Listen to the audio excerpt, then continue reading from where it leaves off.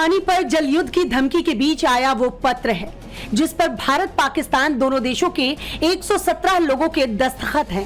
PM Modi और शहबाज शरीफ को लिखे गए इस खत में वकालत है दुश्मनी खत्म करने की, रिश्ते बहाल करने की और फिर से बातचीत करने की। इस खुले खत के सामने आने के बाद सवाल यही कि जिन भारतीय हस्तियों ने इस खत पर साइन किया, क्या वो पहलगाम हमला भूल गए हैं? क्या वो पाकिस्तानी टूल किट का हिस्सा बन गए हैं? और सबसे बड़ा सवाल, क्या पानी और खून एक साथ बहेगा? जवाब है बिल्कुल नहीं।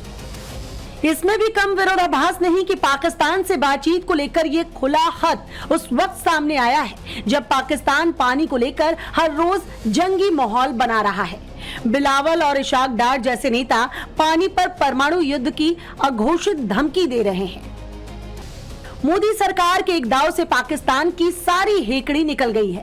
पानी बिना गला सूख रहा है तो पाकिस्तानी हुक्मरान कुछ भी उल्टी सीधी बातें कर रहे हैं। फ्रस्ट्रेशन का लेवल ऐसा है कि मुनीर गैंग के चमचे पानी रोकने वाले हाथ काटने की धमकी दे रहे हैं।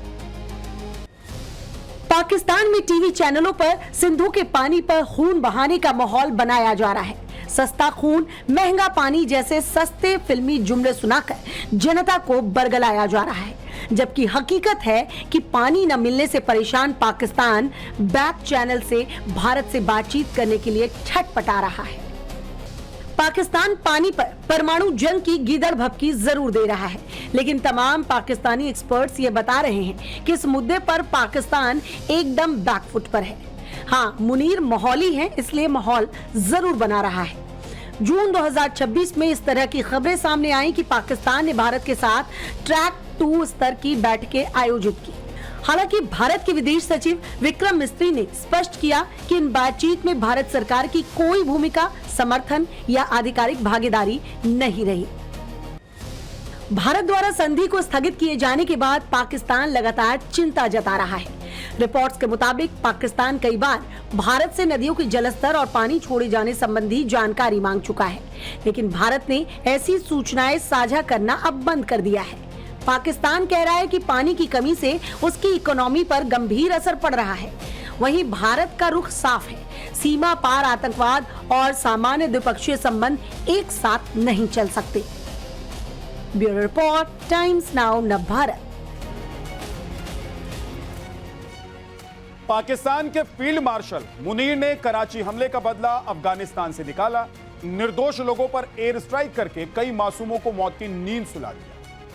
और जब अफगानिस्तान ने कहर बरपाना शुरू किया तो पूरा पाकिस्तान थर्रा उठा। तालिबान के ड्रोन अटैक के बाद आज पाकिस्तान में सिर्फ और सिर्फ अफगानिस्तान की ड्रोन फोर्स की चर्चा हो रही। पाकिस्तानी क्यों अफगानिस्तान के ड्रोन हमले को भारत से जोड़कर देख रहे हैं? मुनीर ने कैसे काबुली वाले को छेड़कर मुसीबत मोल ले ली है? दुनिया के इतिहास में आपने एक से बढ़कर एक जासूसी कहानियां सुनी होंगी, जेम्स बॉन्ड से लेकर मिशन इम्पॉसिबल तक। लेकिन इस वक्त दुनिया की सबसे महान साइंटिफिक खोज और जासूसी की कहानी लिखी जा रही है हमारे पड़ोसी मुल्क पाकिस्तान में। जी हां, पाकिस्तान पर अफगानिस्तान ने ड्रोन से ताबड़तोड़ हमले क्या कर दिए, इस्लामाबाद से लेकर रावलपिंडी तक भूचाल आ गया है। लेकिन ठहरिए, पाकिस्तान को दर्द इस बात का नहीं कि उस पर हमला हुआ, दर्द इस बात का है कि तालिबान के पास इतना मॉडर्न ड्रोन आया कहां से। और इस पहेली को सुलझाया है पाकिस्तान के महाज्ञानी रक्षा मंत्री ख्वाजा आसिफ साहब ने, जिसके बाद से पाकिस्तान में इस चर्चा ने जोर पकड़ लिया है। पाकिस्तानी रक्षा मंत्री का दावा है कि भारत ने अफगानिस्तान को जो दवाइयां भेजी, उन दवाओं के डिब्बों में छुपाकर ड्रोन भेजे गए। वाह आसिफ साहब वाह, क्या थ्योरी दी है।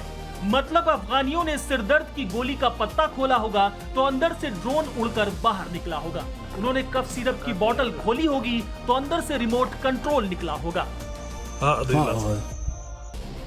तो पाकिस्तानी हुक्मरानों, ये कोई बच्चे के किंडर जॉय का डिब्बा है क्या जिसमें चॉकलेट के साथ मुफ्त खिलौना निकलता है? भारत ने इंसानियत के नाते अफगानिस्तान को जीवन रक्षक दवाएं भेजी थी, लेकिन पाकिस्तानी सेना के दिमाग में ऐसा अजूबा आया कि उन्होंने दवाओं को ही उड़ाने वाला बम बना दिया। खैर, पाकिस्तान का ये पुराना हुनर है, काम खुद बिगाड़ो और उंगली भारत की तरफ उठा दो। असलियत ये है कि जिस तालिबान के आने पर कभी पाकिस्तान में घी के दिए जलाए जाते थे, जिसे खुद पाला पोसा था, आज वही तालिबान इनके घर में घुसकर ड्रोन स्ट्राइक कर रहा है। तालिबान ने साफ कह दिया है कि अगर पाकिस्तान उनके यहाँ उकसावे की कार्रवाई करेगा तो वो चुप नहीं बैठेंगे। अब जब अपने ही पाले हुए शूरवीर घर में आकर धमाके कर रहे हैं तो मुनीर की सेना को अपनी जनता को चेहरा दिखाने में शर्म आ रही है। अब जनता को ये बात बता नहीं सकते कि जिनको हमने पाला उन्होंने ही हमें कूट डाला। तो बस एक पुराना घिसा पिटा और सबसे आसान बहाना ढूंढ लिया गया, सब भारत की साजिश है। पुणे के केतन मर्डर केस में अब तक पुलिस के हाथ पुख्ता सबूत नहीं लग पाए। करीब 2 हफ्ते बीतने के बावजूद अभी तक इस सवाल का जवाब नहीं मिल पाया है कि केतन को धक्का किसने दिया, सिया ने या चेतन। पुलिस के पास इस घटना की सिर्फ एक कहानी है, कोई सीधा चश्मदीद गवाह या घटनास्थल का कोई ठोस सीसीटीवी फुटेज भी नहीं, जो केतन हत्याकांड की गुत्थी को सुलझाने के लिए ठोस सबूत की तरह काम कर सके। और यही कारण है कि पुलिस ने अब सिया का पॉलीग्राफ टेस्ट कराने का फैसला किया। सवाल यही है कि केतन को इंसाफ दिलाने के लिए यह जंग अब कौन सा मोड़ लेने वाली है।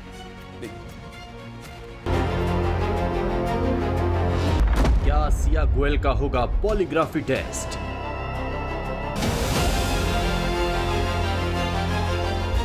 क्या सिया बच निकलेगी या पुणे पुलिस सजा दिला पाएगी? ये सवाल इसलिए क्योंकि केतन मर्डर केस में अब तक पुलिस के हाथ पुख्ता सबूत नहीं लग पाए हैं। सिवाय सिवा और चेतन के बयान के अभी तक इस सवाल का जवाब नहीं मिल पाया है कि केतन को धक्का किसने दिया, सिया ने या चेतन ने।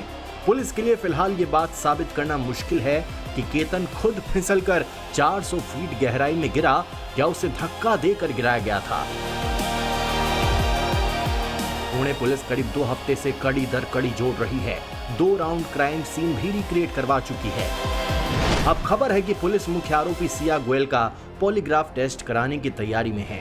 पुणे पुलिस ने पॉलीग्राफी टेस्ट के लिए कोर्ट से अनुमति मांगी है। पुलिस का तर्क है कि जांच आरोपी के बयान की पुष्टि करने और जांच में सहायता करने में सहायक हो सकती है।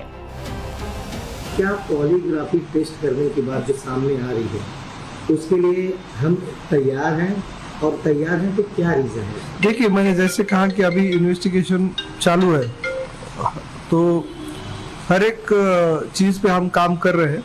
अभी ये अभी बहुत जल्दी होगा, जो भी बात होगी तो हम सही टाइम पे माननीय न्यायालय के सामने कहेंगे। वरिष्ठ पुलिस सूत्रों के मुताबिक अब तक की जांच में कोई ठोस सबूत या कोई चश्मदीद नहीं मिला है जिससे ये साफ हो सके कि केतन अग्रवाल को खाई में धक्का किसने दिया।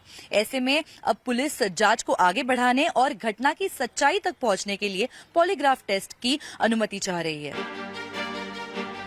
पुलिस तैयारी कर रही है, लेकिन दूसरी तरफ सिया के वकील विपुल दुशिंग ने कहा है अदालत से केवल अनुमति मांगी गई है और इस तरह की कोई भी जांच होने से पहले कई कानूनी औपचारिकताएं पूरी करनी होंगी और आरोपी की सहमति के बिना पॉलीग्राफ टेस्ट नहीं किया जा सकता है। पॉलीग्राफ टेस्ट की रिपोर्ट को अदालत में डायरेक्ट एविडेंस नहीं माना जाता है। इसका इस्तेमाल जांच एजेंसियां नए सुराग जुटाने और जांच की दिशा तय करने के उद्देश्य से करती हैं। लेकिन सवाल है कि पुणे पुलिस के पास अभी क्या क्या एविडेंस है और पुलिस किन किन सबूतों को सामने रखकर मामले की जांच कर रही है। फिलहाल पुलिस सिया और चेतन से पूछताछ कर रही है। इसके अलावा क्राइम सीन का रिक्रिएशन, सीसीटीवी में कैद हुडी में चेतन सिया के call details, deleted message, mobile data, Siya Chetan के साथ वाले कई वीडियो और केतन चेतन और सिया के घर वालों के बयान। लेकिन जो सबसे अहम चीज मिसिंग है वो है चश्मदीद, यानी कोई ऐसा गवाह नहीं मिला है जो ये बता सके कि 18 जून की सुबह केतन को खाई में धक्का किसने दिया।